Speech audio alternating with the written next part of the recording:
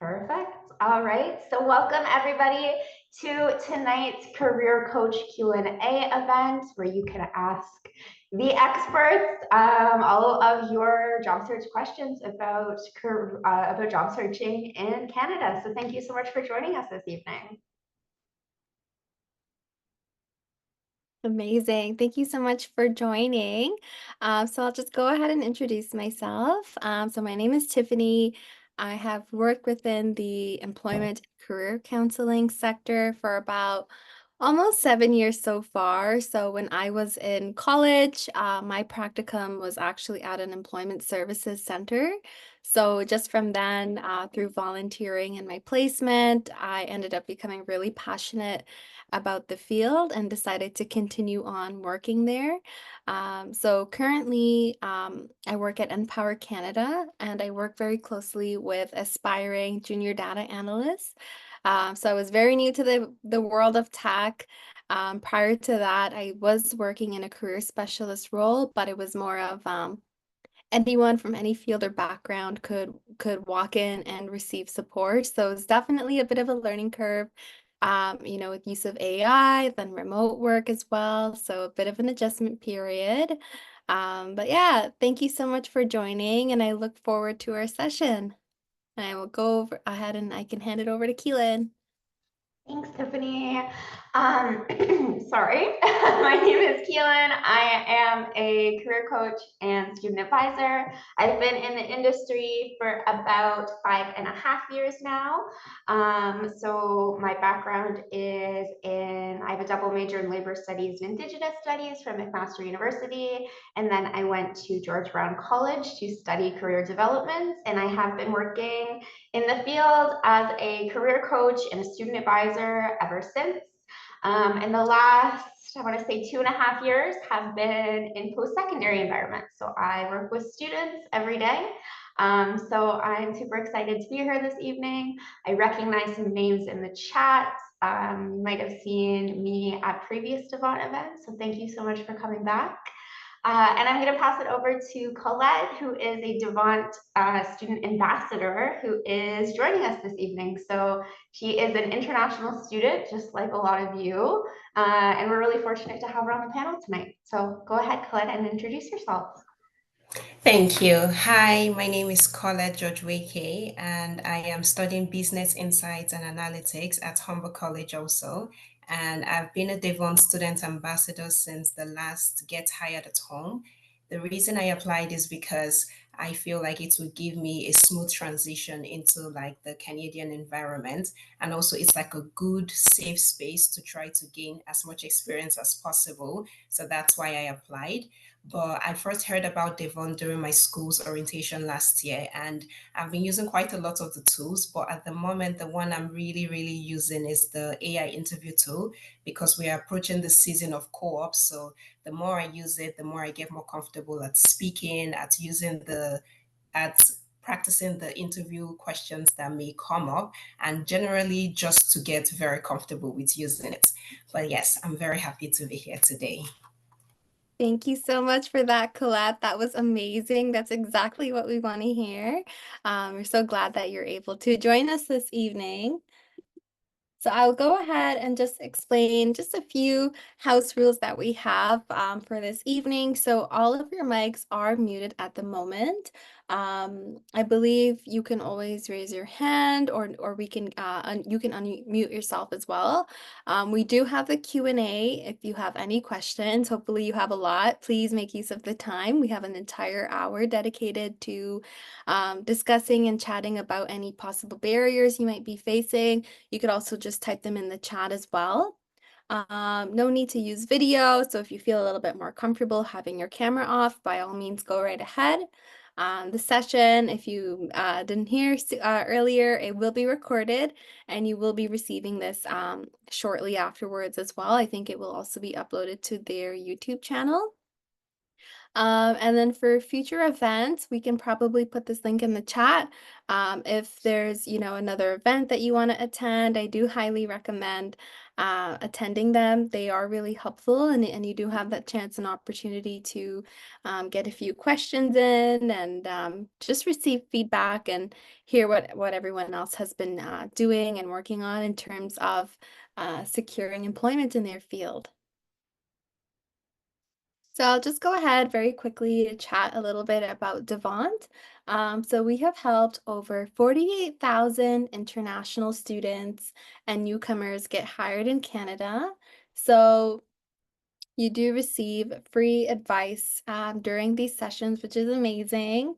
The latest AI-driven tools, like Colette had mentioned, so she's definitely utilizing the platform, which is amazing, and it sounds like it's been working out. So it supports with your resume, interview skills, and labor market knowledge. And then you also have access to the partners that we work with and employers to support you with your immigration, academic life, and career development. So I guess we can go ahead and just get right into the questions. I'm not sure if we have anything that came in through the chat as of yet. But Ew, does anyone, I thought yeah, I I saw think there's some, a few, but right? it disappeared. So I think somebody put it and then deleted it. Okay. But I did see a question. Oh yes, it's back. How do recruiters match a resume to a job opportunity, and what steps do they carry out? So I can start with this, and then Tiffany and Colette, if you want to jump in if you have anything to add.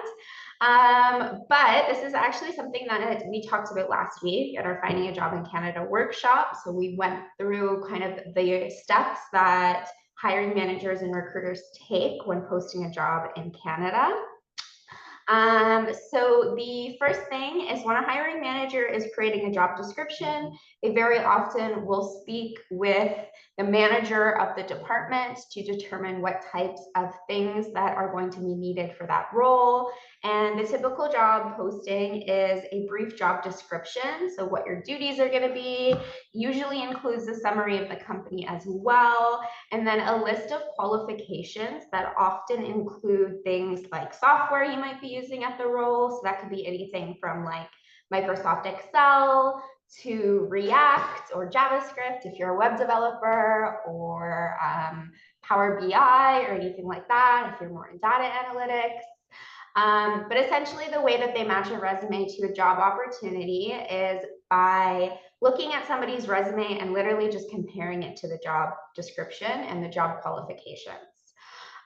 So that's why we always recommend editing and tailoring your resume every time you're applying for a role, because if a job posting is specifically asking for something like JavaScript and you don't have that on your resume, they're not going to know that you know it unless it's on your resume.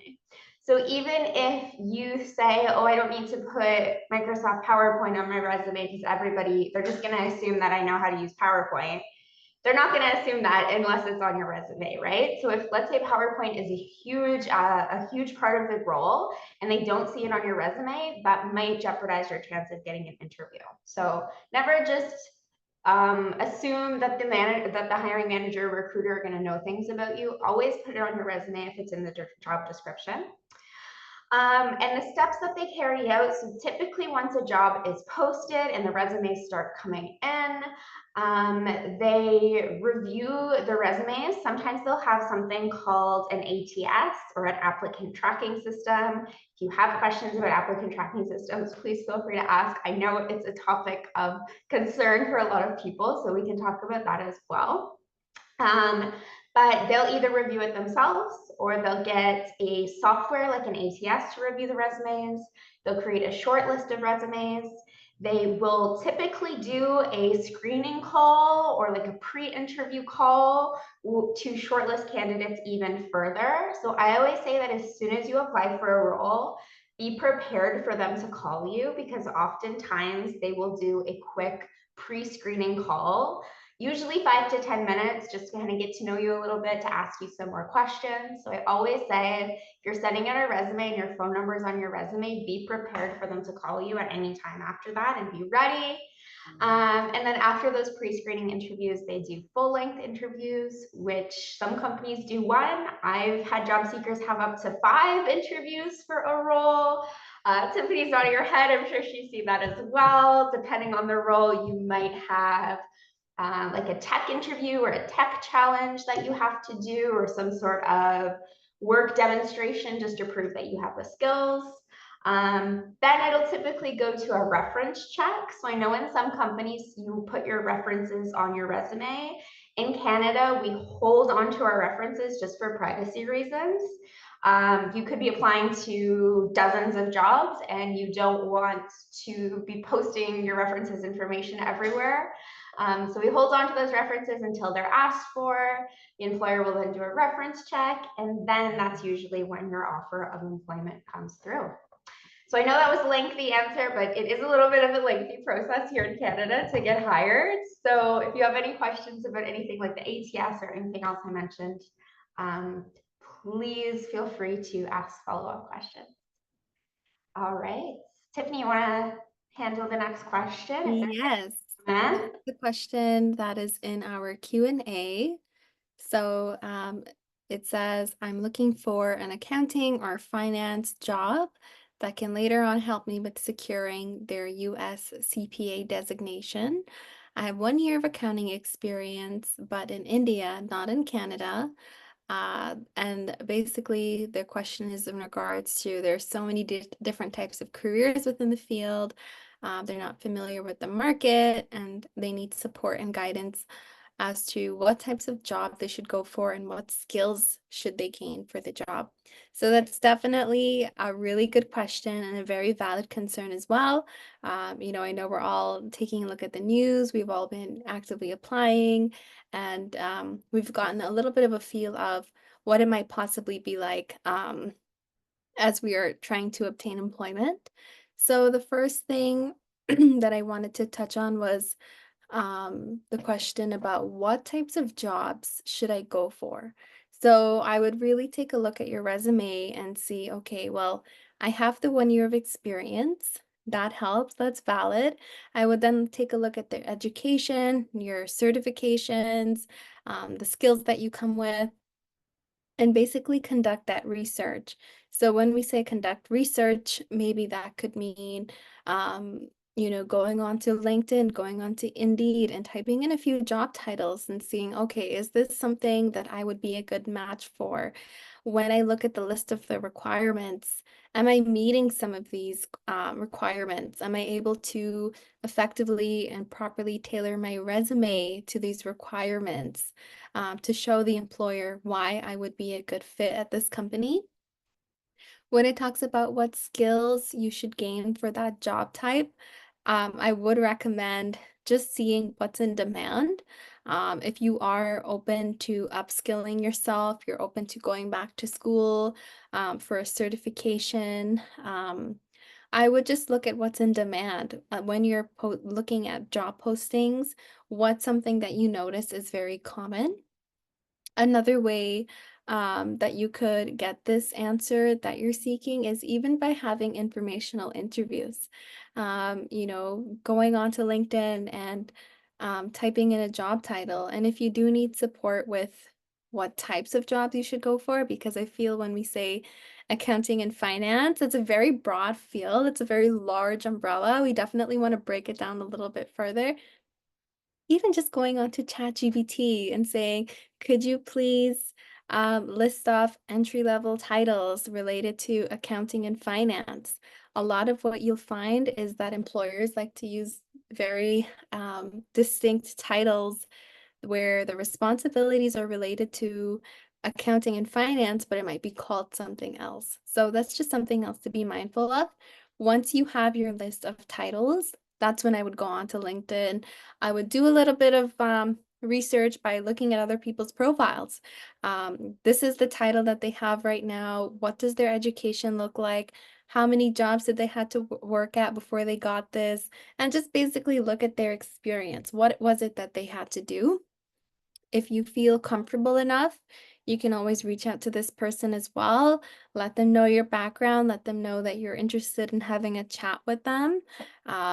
it doesn't always end up panning out. Honestly, I get left on red on LinkedIn all the time. It's just unfortunately one of those things, but hopefully someone is willing to have a phone call with you, maybe a 15-20 minute Zoom meeting.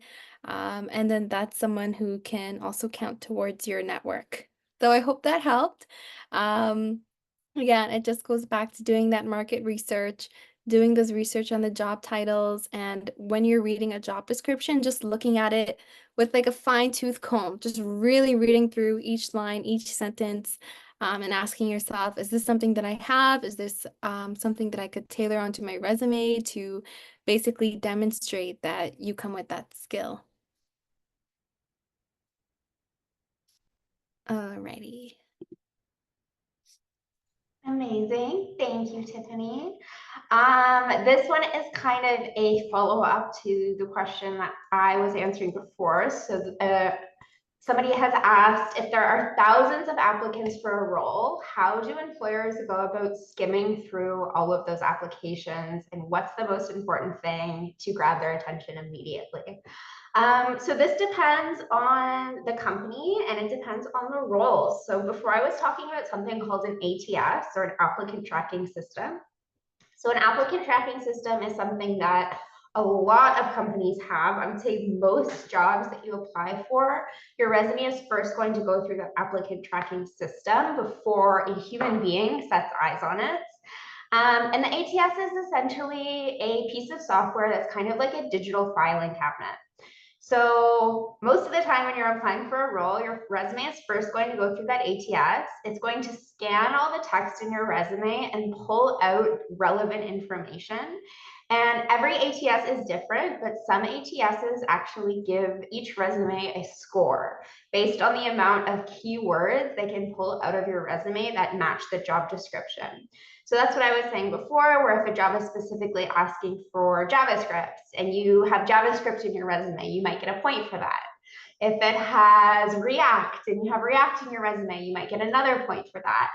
If it's asking for a bachelor's degree and they see that, you might get a point for that. So things like that, like literally pulling things out of the job description that have been manually entered into that job description and that ATS, and looking for those important points in your resume, and then it scores them. So oftentimes when a recruiter or a hiring manager is looking through resumes that come in, they oftentimes start with the resumes that have the highest score, because those are the ones that the ATS has deemed the most qualified candidates. So it doesn't necessarily mean that if you get a low score that your resume is not going to get looked at. But if there are thousands of applicants to a job, or even hundreds of applicants to a job, very often if you score low on the ATS, you might not get human eyes on your resume, or they might look at it very quickly but just reject because you don't match the qualifications. So that's why it's so important to tailor your resume and edit your resume every time you're applying for a role. That doesn't mean starting your resume from scratch every time you're applying. It just means like editing that skill section to make sure that the skills that are listed in the job posting are also listed in your resume.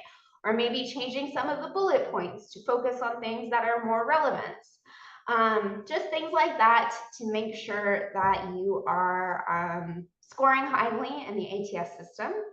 There are also ATS simulators online. So Devant has one. If your school is partnered with Devant, Devant has a really excellent ATS scanner tool in the Devant portal if you have access to that.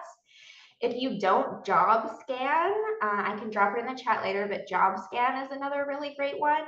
And an ATS simulator is you basically put in the job description and then you upload your resume, and it acts as an ATS. So you can kind of see how the ATS is reading your resume before you submit it, and those will suggest changes for you as well. The second part was how to grab their attention immediately. So when it comes to a human viewing your resume, they're always going to start at the top down. So I always recommend to put the most important information that you really want them to know right at the top. So on my personal resume, I have sometimes called a summary or like personal summary or something like that at the very top. And I just have, I think it's like 2 to 3 sentences that says that I have 5.5 years in the industry. If education is important, I'll include my education up there. I'll talk about how I've worked in post-secondary if I'm applying for a post-secondary job. So kind of the things that I really want the hiring manager to know about me, I put right at the top of the page in that first paragraph, and that kind of piques their interest and encourages them to read more. Because there's so many resumes, if their attention is not grabbed within, I would say like the first half of the first page of your resume, they're probably not going to keep reading. So make sure the things that you want them to know are right at the top of your resume. I have one question in the chat that I actually wanted to pass over to Colette.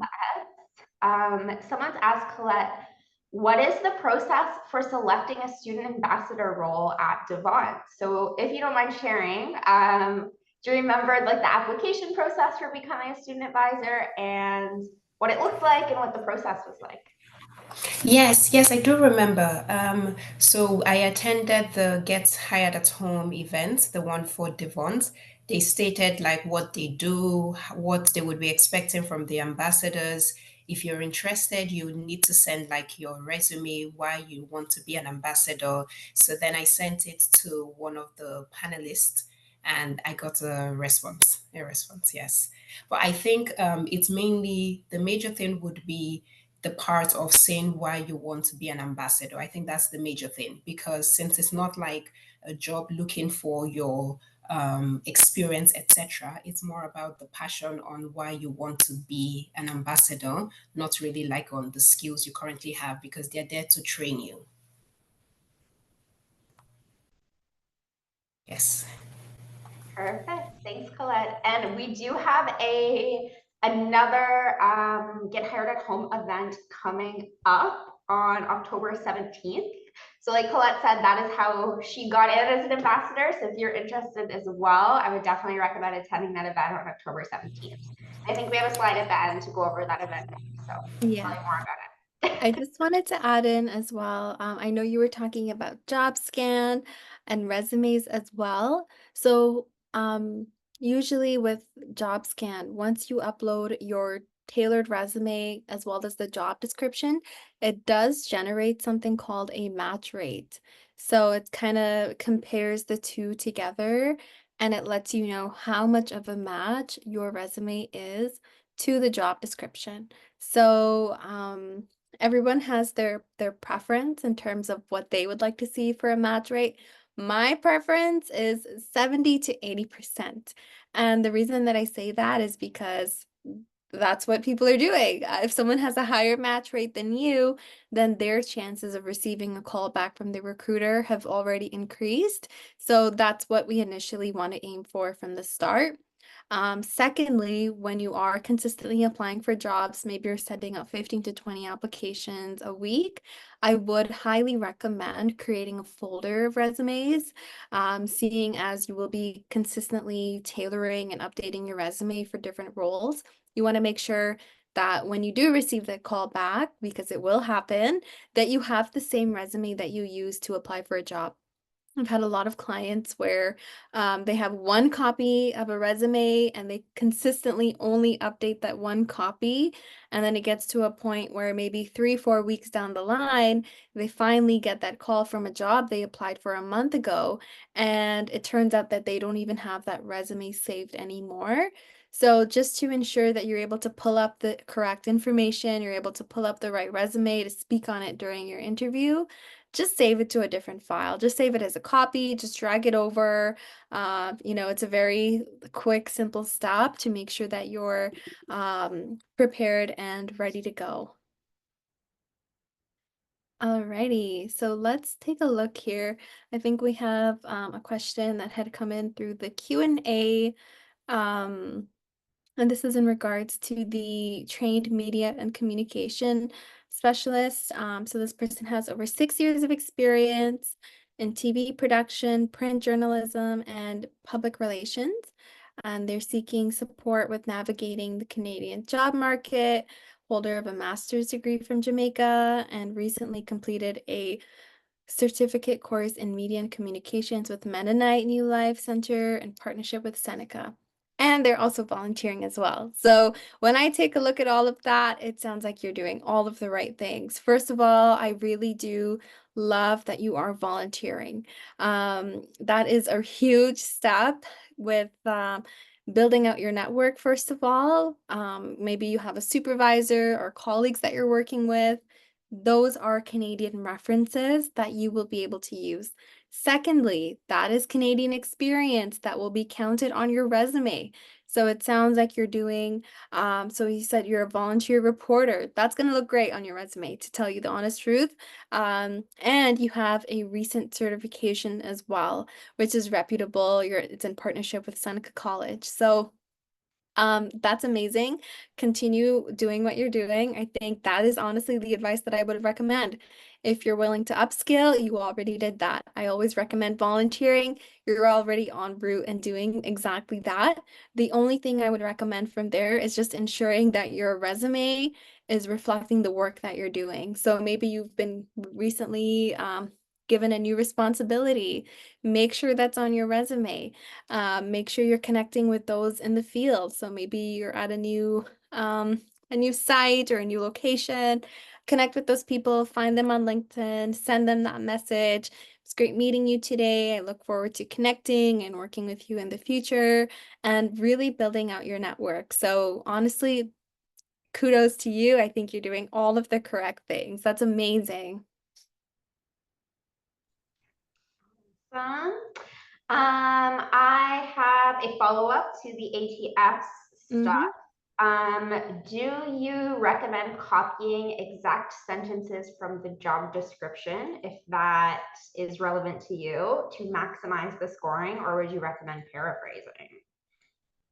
I would recommend paraphrasing, just because if you start copying and pasting the job description into your resume, it is very likely that the person who wrote the job description is going to be the one reviewing your resume, and they're going to realize that you've simply just copied and pasted.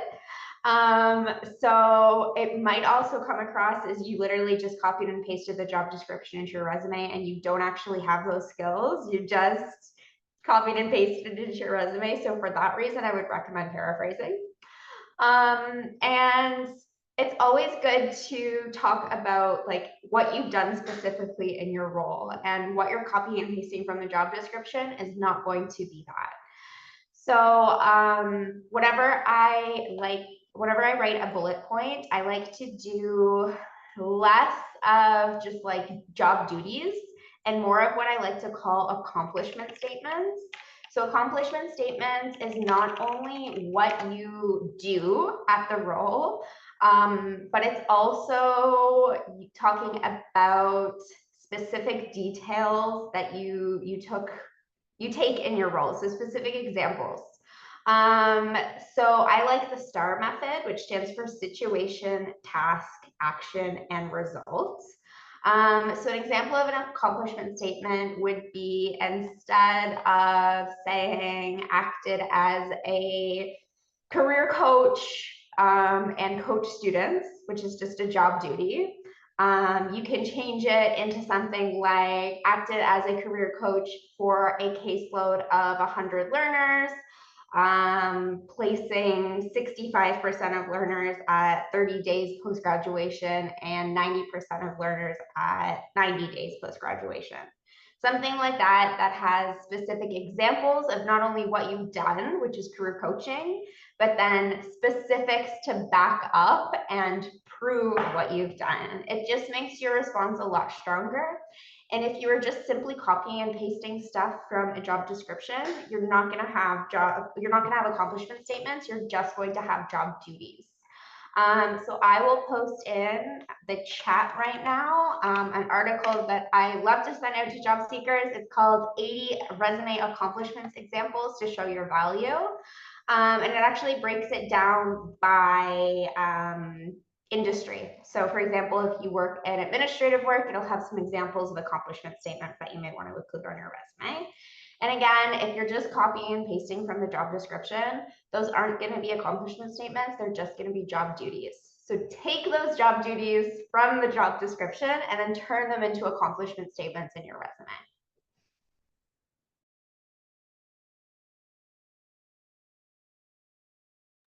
Perfect. Thank you, Keelan. I will take the next question. So this one is in regards to overcoming ghosting from recruiters, and then it also asks about fake job opportunities. So they've seen a lot of fake opportunities on LinkedIn, and any other recommendation place for finding a job. So I do want to just share a story with one of my clients recently. So this was just a few weeks ago, 2 weeks ago, we had a check-in because we do check in with each other bi-weekly. And unfortunately, she had fallen for the scam of check this, cash this check in, and then they get access to their banking information, and it's like the oldest one in the book. So if there's ever an employer who's saying, please cash this check in for me for whatever reason, please do not do it. It might seem legitimate. Maybe they have a very fancy signature. Maybe it's coming from a real account. Just be mindful. Google is your best friend. Whenever I'm unsure of a job posting, I Google it immediately, and the chances are you're gonna find on pages, articles. This is not the most traditional website, but even Reddit, you will see that people do post that I've received the same thing and it turned out to be a scam. Another thing that I would do is if there isn't an actual name of a recruiter, then I would be concerned. Like if you can't go on LinkedIn and you're not able to find their profile, nothing comes up on Google when you attempt to look them up, I would be a little bit concerned. And then lastly, I also have had a few clients where they submit their resume and then they receive a job offer. It's like $40, work from home, all the benefits.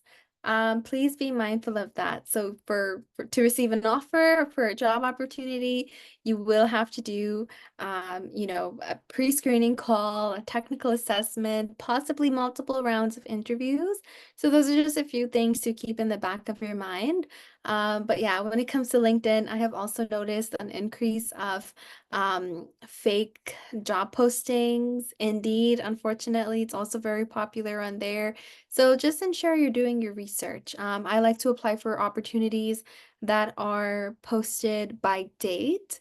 So I always apply for what's recent. I will go onto LinkedIn, I will go onto the company website, and just do that additional research. It is a little bit of extra work, but it does pay off in the long run. It does save you time in the end. Another thing was asked was how to overcome ghosting from recruiters. So unfortunately, it happens to me too, right? I will send messages on LinkedIn. I came across your profile. I'm very impressed. I'd love to have a chat.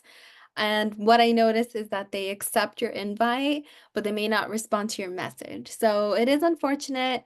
There are certain websites that I think you can put in like the company website and their first and last name, and it might generate their email address.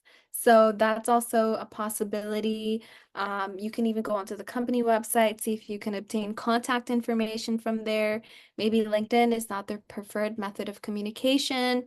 You can ask for them for their email address maybe, and they could just type it to you quickly. And it really depends, right? So if it's been a little while, you can also send a follow-up message, but just ensure that there's like a purpose behind it, right? That there's like a mutual need and it's not just us saying, hey, I need a job here. Here's my resume, right? We want to make sure that there's that mutual need between the two parties. Perfect. Thanks, Tiffany. Another question that I saw in the Q&A that I wanted to answer is specifically, are there any checks for resumes being written by AI, such as ChatGPT? And this is really interesting. At the moment, I don't think there is like a specific ATS software that notifies if it's written by AI or not, but I would not be surprised if that is something that happens in the future. I know that there are like websites and softwares that exist where you can like copy and paste something and it'll let you know if it's been generated by AI, but that would be like a recruiter specific thing if they choose to do that. A lot of them probably wouldn't take the time to check. And honestly, I find that a lot of recruiters and hiring managers don't necessarily mind you using AI to make your resume better. It's just they don't like when you use AI to just copy and paste. Like if you go on ChatGPT and say, write me a resume for a business manager role, and you just copy and paste it and send it in, ChatGPT doesn't know anything about you. They don't know what qualifications that you have. So they're just going to be making up a bunch of bullet points. And if you just copy and paste those things and it's not true and you don't have those qualifications or you haven't done those things, that's where the issue with AI comes in. However, I use AI to help make my resume better sometimes. So I always recommend like writing your resume from scratch and then putting maybe a specific bullet point into ChatGPT. Or if you're struggling to turn a job duty into accomplishment statement, you can go on ChatGPT and say, can you help me turn this specific bullet point into an accomplishment statement for my resume? Again, it will give you maybe suggested ideas that aren't necessarily true because it doesn't know you and it doesn't know what you've accomplished, but it can generate ideas to get things flowing in your head, like get those creative juices flowing. So I don't mind, and I think a lot of recruiters and hiring managers don't mind if you use things like ChatGPT to help, as long as you're not just copying and pasting information from ChatGPT that isn't true about you. Follow up is even for cover letters. I think the issue when it comes to cover letters and AI is it's very, very obvious to the average recruiter if a cover letter is written with ChatGPT.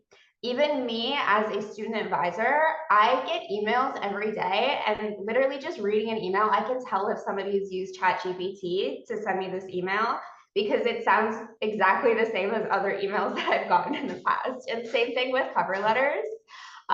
It's just very obvious when things are written with ChatGPT. So same thing with cover letter. I would recommend writing your cover letter from scratch and then putting it in ChatGPT and saying, can you help me improve this cover letter? Or what can I change about this cover letter to improve it? So that way it's written by you. It has your qualifications, it has your achievements, it has your experiences, and you're just using ChatGPT maybe to help you with like the sentence structure or the editing or the flow of it. Or it might recommend like you should add a little bit more about your experience in this role or something like that. So as long as you're just using it to help what you've already written, I think that's fine. Just don't go in ChatGPT and say, write me a resume and cover letter for this role, because it's just going to generate a bunch of made up bullet points that don't have anything to do with you. And I just wanted to quickly add to that as well. A few times I've seen where clients have just accidentally copied even the prompt that they used, like, please write a response in regards to whatever the case may be. And they just copy the entire thing. And I was like, please, thankfully it was me and I was not recruiting for a specific role. We're just working together here. But please ensure that if you are using ChatGPT, that you are very careful with what you're copying. Another thing too that is a very clear indication that you've utilized this tool is if you are copying and pasting points into your resume, is that the formatting is not aligned. So ChatGPT, when you copy and paste from there into your resume, it's gray. So first of all, just make sure it's all the same color and that it's all the same font. So those are the two things that I look at. So just please make sure that everything is uniform, everything is formatted correctly to the rest of your resume if you are making use of the tool. I see we have a question here, and this was a little further back, so I just want to go back and talk about it. So it says, hello, I'm curious to know what kind of co-op positions I can do and search for. After a business management course, I have only 2 chances to approve my co-op from college, and what college needs from employers when approval of co-op.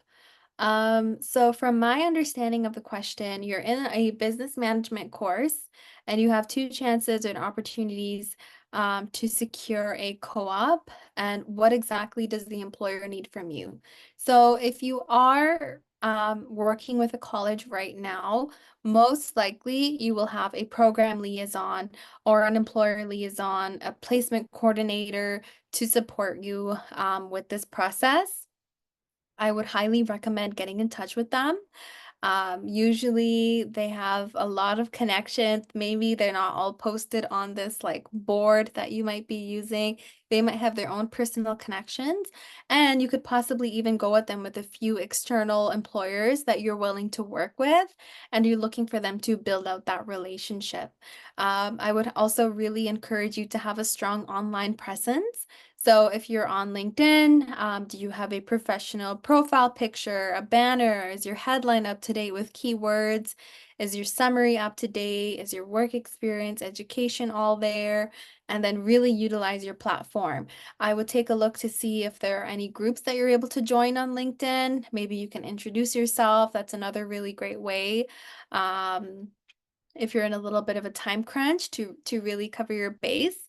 If you have colleagues, if you have peers that are in the program, stay in contact with them. Some employers do take on more than one student sometimes. So maybe there's an opening, and if you are really good friends with them, they will help you get in. So just make sure that you're taking a look at your immediate network first to see what you can work with, and then work on building out those external opportunities. Perfect. Colette, do you have anything to add to that? I know you said at the beginning that co-op season is approaching for you. So do you have any suggestions for co-ops? Because that's something that you're doing right now.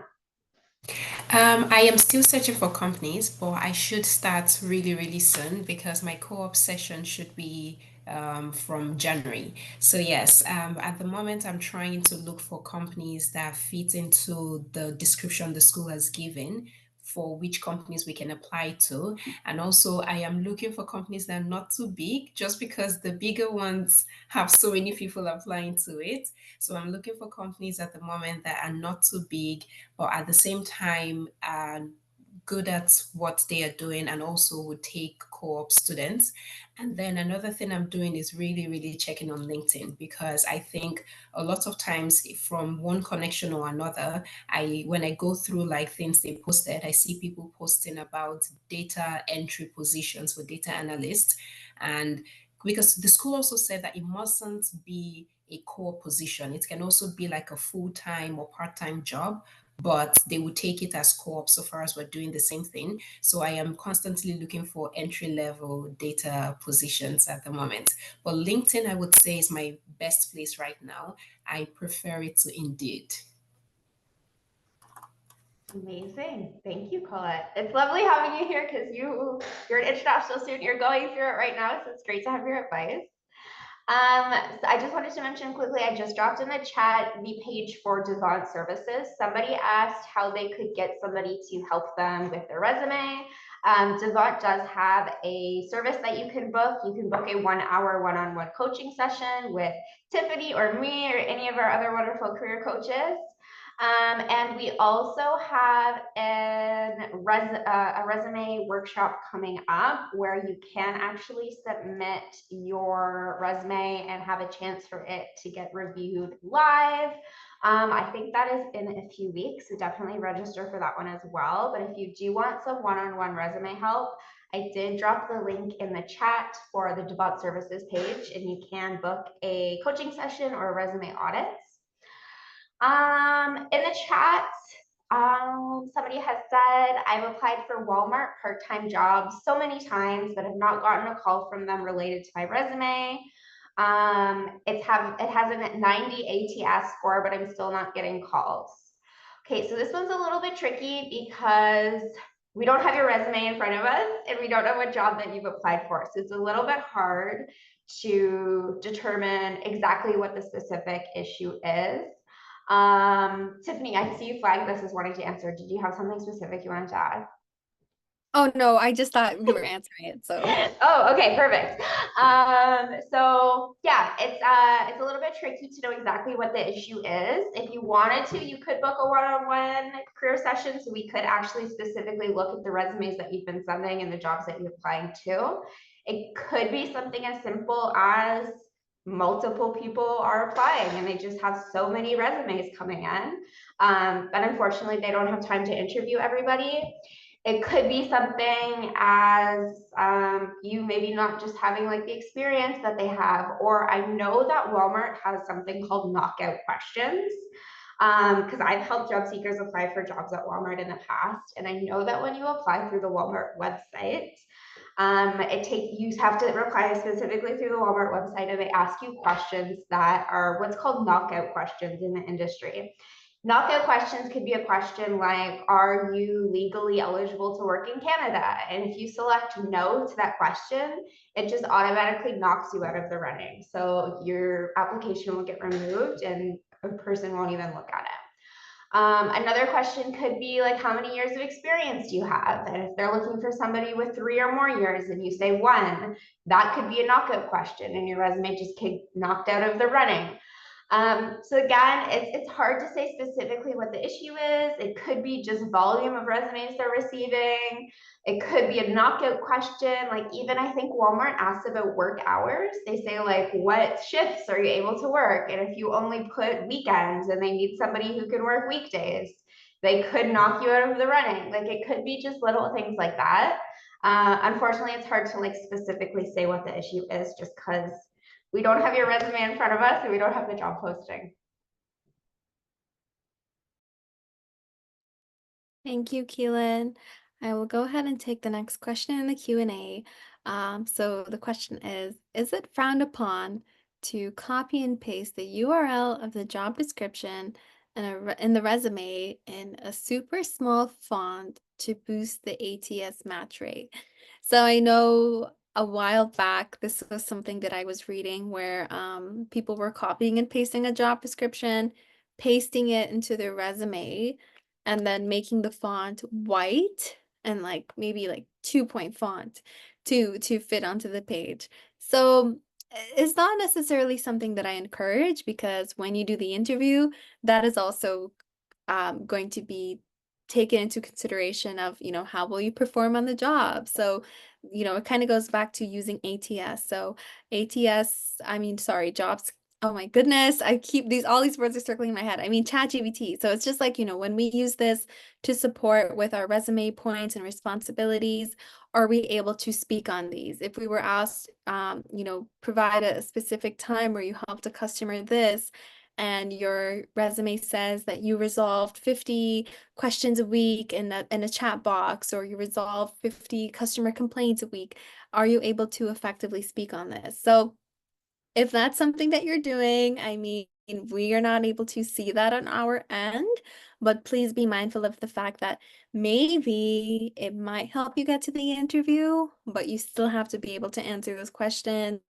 Your resume will still be looked at, and they will still, have other candidates in the queue to take a look at, right? So definitely, I would say it's frowned upon, but that's just my bias when it comes to that.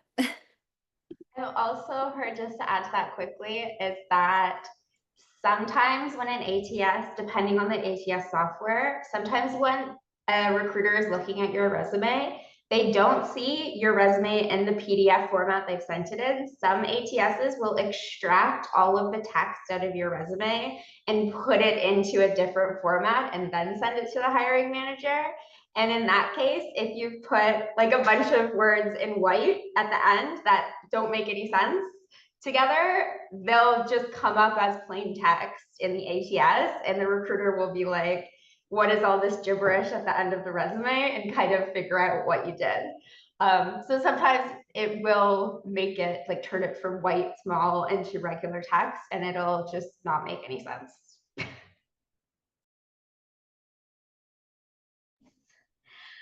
Okay, Simon says, I'm in a high-rise window cleaning and I am trying to transition into a different trade.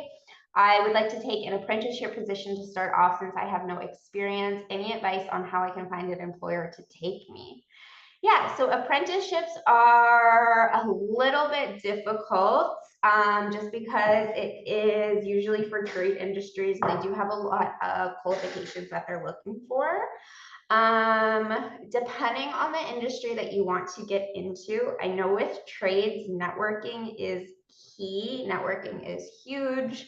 And a lot of tradespeople prefer networking in person because things like plumbers or carpenters or construction workers don't really spend a lot of time on LinkedIn for the most part. Like LinkedIn is not always, of course, there's exceptions, but LinkedIn is mostly for like office workers and people who work desk jobs and things like that. Like it's a little bit harder to find people in their trades on LinkedIn. So definitely like in-person networking opportunities. The government of Ontario, I know, and other governments in Canada are putting a lot of funding into apprenticeships right now. I myself, as part of my role as working as a student advisor in a college, I've been to 3 trades events in the past few months. So if you start Googling, I'm sure you'll find trades events wherever you live. Like I said, the government's putting a lot of money into it. A lot of employers have funding to bring on new apprenticeships and bring on youth or international students into the industry because our province specifically is desperate for tradespeople right now.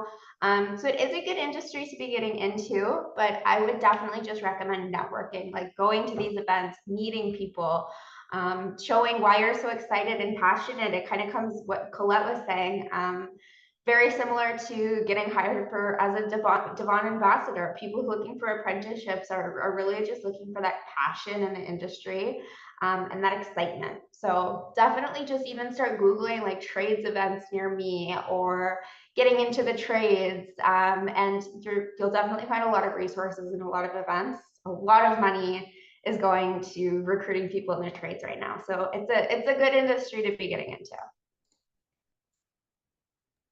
Perfect. Thanks, Keelan. So I know we have about 7 minutes left in the session. We have about maybe 3 more slides. So I think we can go ahead and answer a few more questions.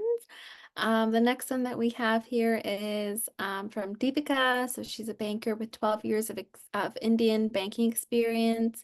They constantly get the response of moving ahead with other candidates, whereas the gap is Indian experience worth 0 here in Canada. So this is definitely a very common question and concern that I hear in terms of international experience. So one way that I usually gauge where a job seeker is at in their job search process is if they are receiving interviews and pre-screening calls are happening, that tells me that your resume is doing its job. If you have been consistently putting out applications and you're not getting the answer that you're looking for, then that tells me, okay, let's take a step back and let's look at this resume. So if you have 12 years of banking experience, it's definitely valid. So I would just take a look at, formatting. Are bullets aligned? Are points properly explained? Are you updating the summary of qualifications? Is the work experience being updated? When last have you had an informational interview? So if you're interested in getting into banking, there are tons of options. There are tons of branches for you to be able to take advantage of. So that's when I would get on LinkedIn. There are also hiring events as well. So lots of banks do partake in these. I would reach out to recruiters. I would reach out to employees who are working in the role that I'm interested in. And just get started from there. Again, it is easier said than done. Another thing I want to be mindful of too is, we're halfway through September. And December is, from my experience, things do tend to slow down a little bit, just because of the holidays. People have large amounts of time off. People are using up their vacation days. So December is a time where hiring is still happening, but just not as much as the other months. So I would just kind of, really be strategic with the next few months in my job search and really make sure that everything kind of has a purpose behind it. And we're just really being mindful of the next few upcoming weeks. Amazing. There's 4 minutes left, and I do want to make sure we cover the Get Hired at Home and our upcoming events. So upcoming events at Devant, we've got a lot of upcoming events sponsored by CIBC, which is really exciting. Next Wednesday is our immigration Q&A. I would really, really recommend going to this. We have a lovely immigration lawyer named Elizabeth Long who does all of our immigration Q&A sessions. And I know that the IRCC announced some changes today affecting international students, and we had some questions about that. So I would definitely recommend going to next week's immigration session to get all of your questions answered. Wednesday, October 2nd is Employer Insights Ask a Recruiter, which is very similar to tonight's session, except instead of career coaches, it is all recruiters who are answering the questions. So I would definitely recommend going to that. Wednesday, October 9th is our live resume clinic. This is a premium event, so you do have to have a school that partners with Devant to attend this, but this is the one I was talking about before, where you can actually submit your resume and you have a chance for it to be reviewed live in the session. And Wednesday, October 16th is Understanding the Canadian Job Market, again, sponsored by CIBC. So this will be a really great one for just understanding how the Canadian job market works, how the hiring process works, things like that. And we do have our Get Hired at Home event coming up on October 16th and 17th. Fantastic opportunity for you to connect with employers and boost your network. You can see at the bottom there some of the employers that have already signed on. Some big names there: CIBC, Sun Life, Invest Ottawa, Quadrille, very cool. So you actually have the opportunity to interview at the event with these people, as well as just hop into networking sessions and network with people that work at these companies. Colette, can you speak about, maybe as somebody that's attended Get Hired at Home in the past, what it's like and why you'd recommend people go? Yes, I would really recommend for people to go because of the one-to-one speed interviews. Because, applying online, we're applying with so many people, but to get the opportunity for them to see you to make a good first impression would go a really long way. And recently, I read some people's testimonials of how they got hired after making a connection with some people through the Get Hired at Home. So I think that's also really good. For me, the Get Hired at Home, the slots went out really, really fast because so many people were very fast to book the slots with the companies. So I would say that for sure we should book really fast this time. I would also have to take that into consideration that I need to be very fast. But yeah, I do think that it's very good, mainly because of the connections we would make and for them to get to see you. Because applying online, it's a lot applying with so many people. But once they see you, they like you, it's easier for them as they've put a face to the name.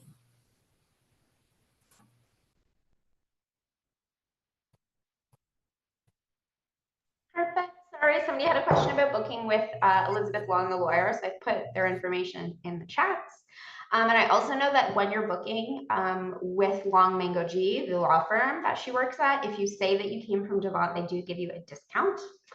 And if you had a question this evening that you did not get answered, I would really recommend booking a one-on-one session with Tiffany or me or any other wonderful career coach at Devant. Tiffany's just dropped the link in the chat, which is amazing. We have a promo right now. It's $95 per hour, and you literally just get a whole hour to ask any job search question that you'd like. You can bring your resume if you want. We can review your LinkedIn profile. We can look at previous applications that you've done and make some suggestions. Really, really great opportunity for you to just get personalized career support. And some schools will actually have this built into their membership with Devant, so you don't have to pay for it. Your school will pay for it. So definitely make sure to ask your school if they offer this service through Devant. All right, it is 8:01, so thank you so much, everybody, for joining us. Thank you, Tiffany and Colette, for all of your wonderful insights tonight.